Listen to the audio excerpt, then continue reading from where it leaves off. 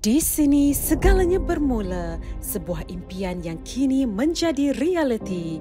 Mamasab International atau Mamasab Bakery, sebuah jenama yang menawan hati ribuan pelanggan dan mencipta legasi dalam industri bakery dan networking.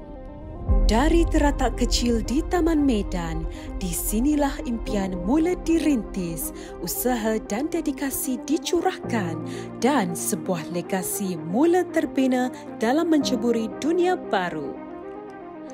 Dengan bekalan minat dan iltizam yang kuat, pada tahun 2018, Mamasab melangkah ke era baru, melebarkan sayapnya dengan pembukaan kilang pertama di Petaling Jaya. Dari sebuah hasrat yang terlahir dari rumah untuk keluarga, bersama sokongan dari komuniti terawal yang mengenali, kini ia berdiri teguh menandakan permulaan sebuah legasi yang lebih besar. Dikenali dengan kepakaran dalam menghasilkan kek, setiap biji kek yang dihasilkan tertitip keikhlasan untuk memberikan kebahagiaan kepada setiap pelanggan kami seiring dengan moto Supplement of Happiness, iaitu pelengkap kebahagiaan.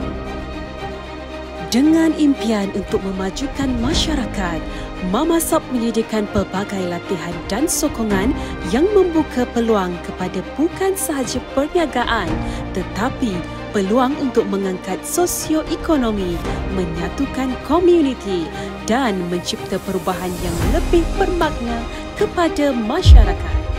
Kini, perjalanan kami memasuki tahun ke-8. Tahniah diucapkan kepada seluruh keluarga Mamasab atas pencapaian tahun 2024.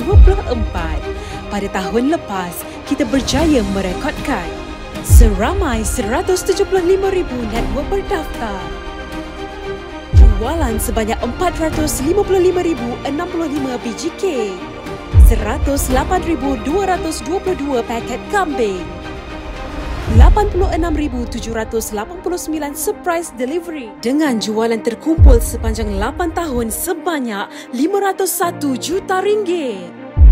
Dengan kekuatan sebanyak 12 cawangan, kami memperkukuhkan kilang penghasilan kami di serata negeri.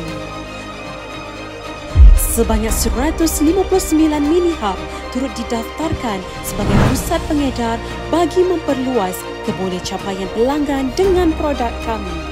Sepanjang 2024, pelbagai program telah dijalankan untuk meraihkan kaki tangan dan seluruh network Mamasab serta lokaliti setempat.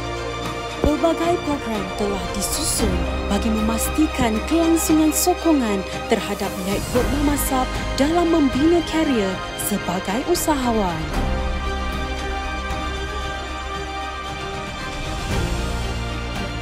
Kami juga sentiasa komited dalam usaha menjadikan Mamasab sebagai platform yang terbaik dalam membimbing usahawan. Turut bersama kami, matlamat untuk mencipta senyuman dan sentiasa memberikan yang terbaik untuk pelanggan kami. Segala harapan dan cita ini menjadi perjuangan dan doa seorang Mama Sabrina untuk misi Mamasab Bangkit Hebat.